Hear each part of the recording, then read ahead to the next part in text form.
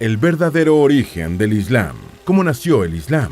La vida del profeta Mahoma, el primer musulmán. En la historia islámica, Mahoma es una figura de suma importancia por ser el último profeta enviado por Alá al mundo. Mahoma es el primer musulmán y fundador del Islam, religión que en el siglo VII representó una ruptura de los códigos morales y sociales que predominaban en la Arabia de ese entonces. Cada persona que se decidiera a aceptar y practicar las nuevas enseñanzas debía renunciar a prácticas como el politeísmo, la poligamia y en general cualquier acercamiento al paganismo. Pero, ¿cómo nació el Islam? ¿Cómo fue la vida de Mahoma? ¿Y qué hizo para que el Islam lograra imponerse en la Meca, de donde había tenido que huir por predicar el mensaje de Alá? En este video veremos estos y otros detalles interesantes sobre el Islam y la vida de Mahoma. Antes de meternos a fondo, no te olvides de suscribirte a nuestro canal y activar las notificaciones para mantenerte al día con nuestras actualizaciones.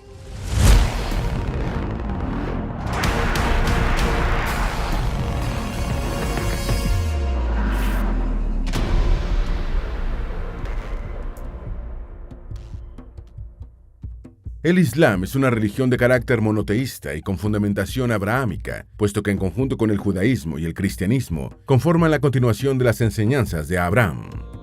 Alrededor de 1.800 millones de musulmanes la conforman, por lo que es la segunda religión con más seguidores después del cristianismo. Alá es el nombre árabe de Dios y el libro sagrado es el Corán, del cual siguen sus enseñanzas. Según el Islam, Mahoma fue el último profeta a quien Alá, por medio del arcángel Gabriel, le dictó el Corán. ¿Cuándo se fundó el Islam? La predicación de Mahoma fue lo que dio origen a la creación del Islam, religión que se fundó en la Meca, en el territorio que hoy es Arabia Saudita. A pesar de que sus raíces se remontan a tiempos anteriores, los eruditos plantean que surgió en el siglo VII, en el año 610 después de Cristo, por lo que es la principal religión más joven en el mundo. Sobre la base de la fe en un solo Dios, el Islam vino a cohesionar la sociedad árabe de aquel entonces, cuyos miembros solo se reconocían si eran parte de un mismo clan o de una misma tribu. Así, Mahoma con su prédica pudo hacer que la gente estuviera unida por el lazo de la creencia en Alá, el único Dios digno de adoración. El significado del vocablo Islam es sumisión a la voluntad de Dios. Los primeros años en la vida de Mahoma. Muchas leyendas e imprecisiones rodean aspectos de la vida de Mahoma. En el Corán existe sobre él muy poca información. Parte de los datos sobre su vida se hallan en el Sira, cuya traducción es biografía profética, donde además hay información acerca del primer periodo o etapa inicial del Islam. Los eruditos plantean que nació aproximadamente en la Meca en el año 570 después de Cristo, a finales del siglo VI. Mahoma es la castellanización del término árabe Muhammad. De hecho, el nombre completo del profeta del Islam es Abu al-Qasim Muhammad ibn Abd al-Bin Abd Multabali ibn Hashim. Mahoma significa el alabado, por lo que es un equivalente a Ahmad, apelativo usado en textos árabes antes de Mahoma. Este trascendental hombre del Islam era analfabeto, una condición que demostraría el milagro de Alá en las revelaciones que luego se registrarían en el Corán. De acuerdo con la tradición islámica, con su prédica, se completaría el mensaje de Moisés y Jesús para el bienestar de la humanidad. A pesar de que para ese momento estaba empobrecida y de que era parte del clan Hashim, su familia formaba parte de la tribu árabe Quraysh, la de mayor importancia de la Meca, y que se asentó en la región de Hijaz, al extremo oeste de lo que hoy es Arabia Saudita. La tribu Quraysh estaba conformada por clanes que eran desiguales en fortuna, y la familia de Mahoma ya pertenecía a uno que estaba entre los menos fuertes para el momento en el que él nació. Su padre murió antes de que él naciera, mientras que su madre falleció poco antes de que el pequeño cumpliera los 6 años de edad. Ante la situación de orfandad, pasó a ser adoptado por su abuelo Abd al-Muttalib, y cuando este muere 2 años después, es adoptado por Abu Talib, su tío, quien era el nuevo jefe del clan de Hashim. Abu Talib amó profundamente a Mahoma, y de acuerdo con lo que históricamente se sabe, se afirma que lo amó más que a sus propios hijos. Un monje cristiano reconoce en Mahoma el profeta que esperaban. El sirio Bahira, un monje cristiano nestoriano, reconoce a Mahoma como el futuro profeta durante un viaje comercial en el que este último acompañó a Abu Talib a Siria. El monje llegó a esa conclusión luego de interrogar e inspeccionar detenidamente al joven, y de acuerdo con las reseñas históricas, le recomendó al tío de Mahoma que regresara con su sobrino a la Meca y que lo cuidara hasta que llegara el momento en el que comenzara su predicación. Según los eruditos y biógrafos árabes Ibn Sa'd y Al-Tabari, Bahira había hallado en evangelios primitivos el anuncio de la venida de un nuevo profeta. En el Corán, asimismo, se manifiesta que en la Torá y en el Evangelio se anunciaba la llegada de Mahoma como profeta del Islam para la humanidad entera. Escuchemos el siguiente fragmento del Corán. Y recordad cuando Jesús, hijo de María, dijo: «Oh, hijos de Israel, soy verdaderamente el mensajero de Alá para ustedes, que confirma la Torá que vino antes que yo, y les doy buenas noticias de un mensajero después de mí, cuyo nombre será Ahmad». Algunos expertos señalan sobre este particular que lo que la tradición islámica interpreta como la venida de un nuevo profeta, la tradición cristiana lo concibe como el anuncio de Jesús sobre la venida del Espíritu Santo. Mahoma, un destacado comerciante antes de ser profeta. Cuando era un adolescente, Mahoma cuidaba el rebaño de su tío. En esos primeros años de vida, también fue caravanero y comerciante. Sabía desenvolverse muy bien como gestor y hombre de confianza de los grandes caravaneros de la Meca. Además, ya había visto cómo su tío realizaba ciertos tratados comerciales. Alrededor de los 25 años comenzó a laborar como comerciante o mercader cuando una mujer rica y viuda lo contrató para que supervisara el transporte de su mercancía a Siria. La mujer llevaba por nombre Jadilla y ya había escuchado de la honestidad de Mahoma. Matrimonio de Mahoma con Jadilla. Las destrezas y la honestidad del futuro profeta en el comercio sorprendieron de tal manera a Jadilla que ella le ofreció matrimonio. Mahoma, con 25 años, y Jadilla, con 40, se casaron en el año 595. El matrimonio elevó el estatus social de Mahoma porque ya era poderosa y respetada, una mujer que, pese a haber sido rica desde niña, supo forjar su propia fortuna.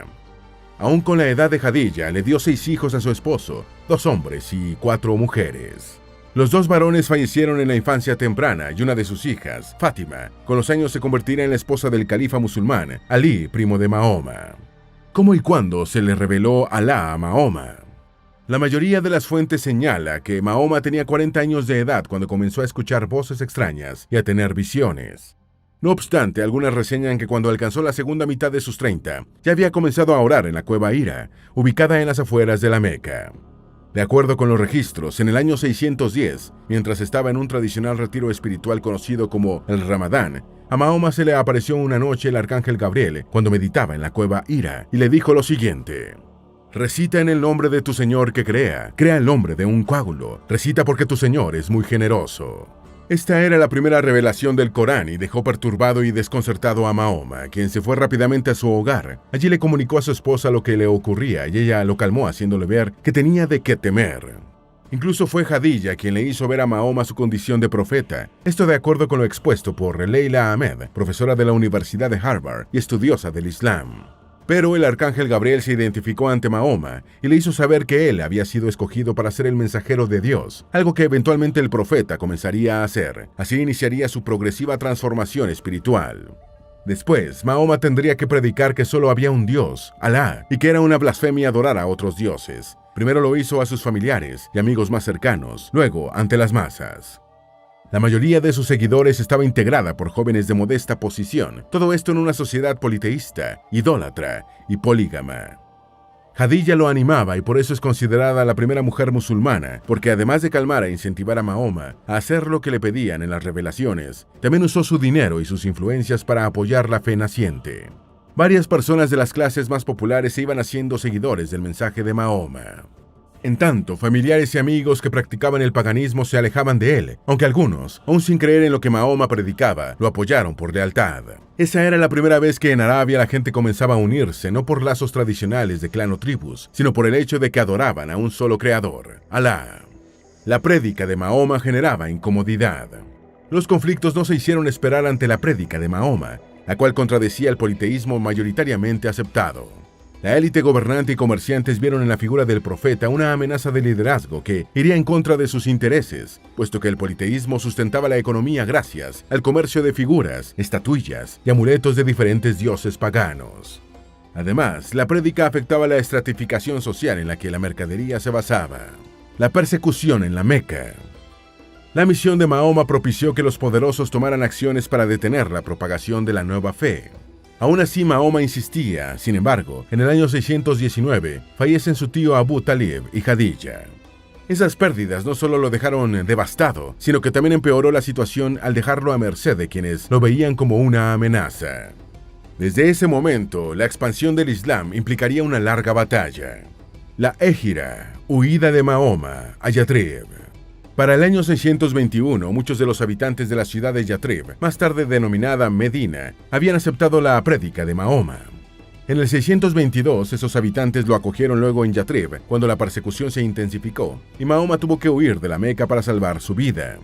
Esta huida a Yatrib es conocida como Égira y marca el inicio del calendario islámico. Este registra las festividades y celebraciones del Islam, por ejemplo, el Ramadán. La prédica de Mahoma ganaba seguidores. Muchos seguidores de Mahoma en la Meca lo alcanzaron en Yatrib, ciudad donde aceptaban con beneplácito el mensaje del profeta. Los seguidores del islamismo incrementaban su fuerza a medida que aumentaban en número. De hecho, llegaron a realizar una serie de ataques a las caravanas de la Meca. Ya para el año 628, los habitantes de la Meca permitieron que los seguidores de Mahoma peregrinaran hacia un santuario sagrado, la Kaaba, sitio en el que Abraham iba a sacrificar a su hijo por orden de Alá y que había sido tomado para prácticas idólatras, hasta que Mahoma y sus seguidores lo recuperaron. Esta peregrinación todavía se hace y para el Islam, la Kaaba es la casa de Dios, el lugar más importante para los musulmanes. Para el año 630, el profeta árabe y sus seguidores, que aproximadamente conformaban un ejército de unos 10.000 hombres, consiguieron una victoria cruenta que les permitió apoderarse de la Meca una vez que accedieron a la ciudad. Volvió a casarse Mahoma después de la muerte de Jadilla. Legalmente Mahoma llegó a tener un total de 11 esposas, más 2 concubinas. Hay fuentes que aseguran que nunca hubo alguna que se igualara a Jadilla, y se basan en que mientras estuvo viva, se mantuvo como la única esposa del profeta del Islam. Muerte de Mahoma y sucesión del profeta. Mahoma falleció el 8 de junio del 632, a la edad de 62 años, después de contraer una enfermedad que lo acabó en poco tiempo. El que no dejara un hijo varón generó toda una disputa de sucesión. La comunidad musulmana designó a Abu Bakr, suegro de Mahoma, como el primer califa, lo que ocasionó un cisma en el Islam. Aún así, la nueva religión comenzó a expandirse con rapidez, y el califato se convirtió en el sistema líder. Durante el liderazgo de los primeros 4 califas, los musulmanes lograron conquistar y extenderse por todo Medio Oriente, incluso por naciones como Siria, Irak, Irán y Palestina, también por áreas de Europa, Asia y África. En el transcurso de varios siglos persistió el sistema de califato, hasta que con el tiempo se convirtió en el Imperio Otomano, que concluyó con la Primera Guerra Mundial. Sectas del Islam, sunitas y chiitas. La disputa por la sucesión de Mahoma dio origen a que surgieran 2 grandes sectas, sunitas y chiitas. Esto debido a que los sucesores de Mahoma tenían que ser familiares directos de ellos, pero los 2 primeros fueron suegros de Mahoma, mientras que el tercero fue su yerno. De manera que algunos grupos solo reconocen a Ali ibn Abi Talib como el primer califa por ser primo de Mahoma. La primera, los sunitas, aceptan como sucesores a los 4 primeros califas y cuentan con aproximadamente el 90% de los musulmanes en todo el mundo. La segunda secta considera como el primer sucesor de Mahoma al califa Ali, por lo que no reconocen a los primeros 3. Los chiitas tienen presencia en Siria, Irán e Irak. Hay que enfatizar que dentro de estas 2 sectas musulmanas existen otros subgrupos: Wahhabi, Aluita, Nación del Islam y Carijites. La secta Wahhabi se creó en el siglo XVIII y la conforman miembros de la tribu Tamim en Arabia Saudita. Es una secta sunita que se caracteriza por interpretar estrictamente las enseñanzas de Mahoma.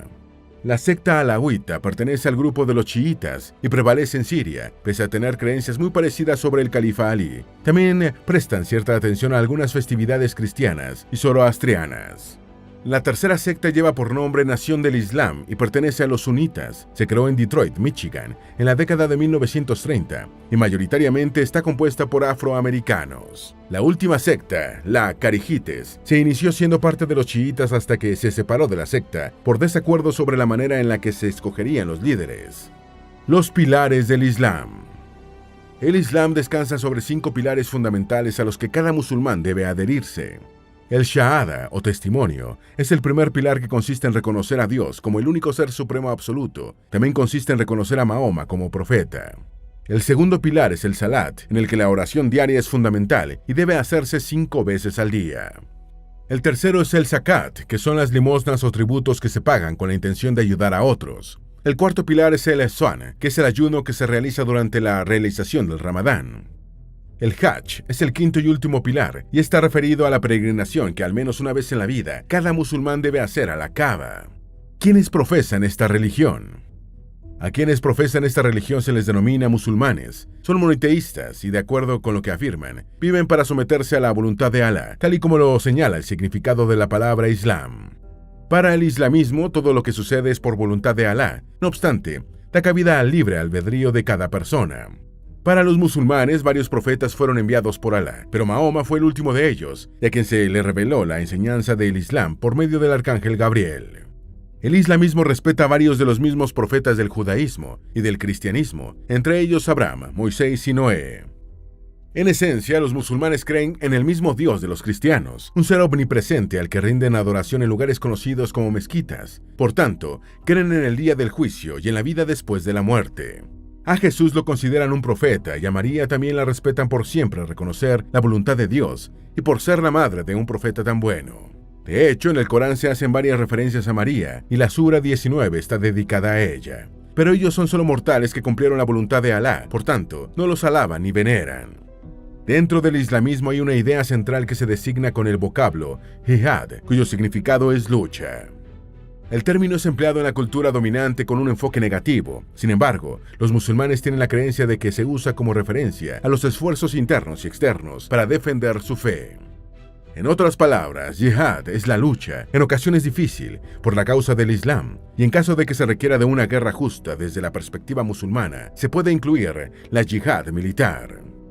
Según algunas fuentes, el propósito de Mahoma nunca fue crear una nueva religión, sino regresar a los principios que Alá había establecido para el bien de la humanidad y que la sociedad había desvirtuado u olvidado. ¿Qué es el Corán? Se trata del principal texto sagrado del Islam que registra las revelaciones recibidas por Mahoma desde el año 610 hasta el año 632 después de Cristo. La información que se maneja es que tras la muerte de Mahoma y durante el califato de Uthman ibn Affan, los seguidores del profeta comenzaron a reunir todas las revelaciones que habían sido escritas en piedras, omóplatos de camello, pergaminos y hojas de palmeras mientras fueron pronunciadas por Mahoma. Se cree que las revelaciones escritas en pergamino pudieron datar de antes de cumplirse 2 décadas de la muerte de Mahoma. Y es probable que la versión actual haya tenido muy pocos cambios en comparación con lo escrito en los pergaminos originales. Solo alrededor del año 650 fue recopilado por completo en forma de libro.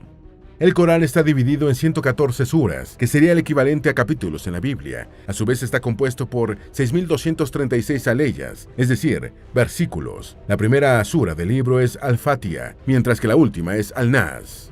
El Islam reconoce que la Biblia es un libro de carácter sagrado. De hecho, hay algunos materiales en la Biblia judeo-cristiana que son venerados en el islamismo. Sin embargo, el islamismo ha argumentado que la forma original en la que fue escrita cambió porque varias enseñanzas de Alá fueron alteradas con el tiempo.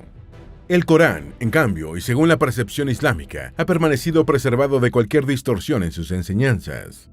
De manera que el Corán, junto con las predicaciones de los profetas, le permiten a la humanidad discernir entre el bien y el mal, y en consecuencia, hacerse responsable de sus acciones el día del juicio final.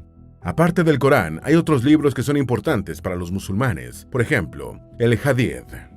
La sequía durante el siglo VI y el crecimiento del Islam. A comienzos del siglo VI, el sur de Arabia se vio envuelto en un caos por una hambruna que azotó a la población como consecuencia de las bajas precipitaciones y la sequía, y que terminó afectando a todo el país. En el territorio que hoy se conoce como Yemen, existía el reino de Himyar, un estado de grandes riquezas que tenía el control de importantes rutas comerciales que se convertían en el vínculo entre el Océano Índico y el Mar Rojo. No obstante, este reino comenzaría a sucumbir ante una gran sequía que a partir del año 520 afectó severamente la agricultura, actividad que era el sustento de los habitantes de la región. La población de Himyar se vio perjudicada por la hambruna, que generó la falta de lluvia, y el poderío del reino se veía debilitado. La desestabilización que vivía el reino de Himyar afectó a toda Arabia. El país se segmentó en tribus y reinos que luchaban entre sí por la supervivencia.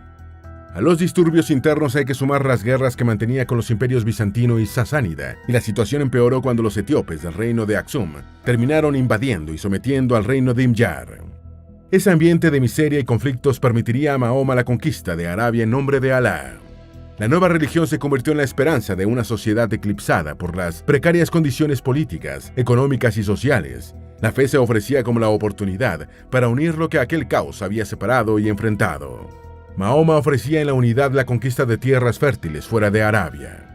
Por eso la precaria situación y el anhelo de una esperanza fueron factores decisivos, no solo para que el Islam se expandiera, sino también para los levantamientos ocurridos en la sociedad árabe. Así el Islam logró diseminarse con éxito y llevarle la ventaja al cristianismo y al paganismo.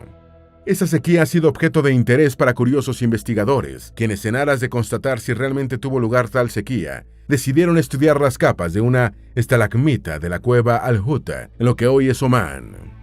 Los científicos comprobaron que la sequía sí ocurrió y detalles han sido publicados en la revista Science. ¿Dónde se concentra la mayor parte de los musulmanes? Las naciones en las que se concentra la mayoría de los musulmanes se hallan en el Medio Oriente, Oriente Próximo, Norte y área central de África, y en los extremos sur y sureste de Asia. Pese a todo el reconocimiento que logró, el último profeta reconocido por los musulmanes vivió sus últimos años sin perder sus cualidades de humilde y piadoso. El Islam hoy por hoy sigue teniendo una gran expansión, por lo que es una de las religiones más influyentes en todo el planeta. Esperamos que este video te haya sido útil. Si tienes algo que agregar, por favor, compártelo con nosotros en la sección de comentarios. Dale me gusta a este video y envíale el enlace a tus familiares y a tus mejores amigos para que también sepan cómo nació el Islam y sobre la vida del profeta Mahoma, el primer musulmán. Si eres nuevo en nuestro canal, no olvides suscribirte. No se te olvide seguirnos en todas nuestras redes sociales, que van a estar aquí abajo en la descripción. Recuerda, un pueblo que no conoce su historia está condenado a repetirla.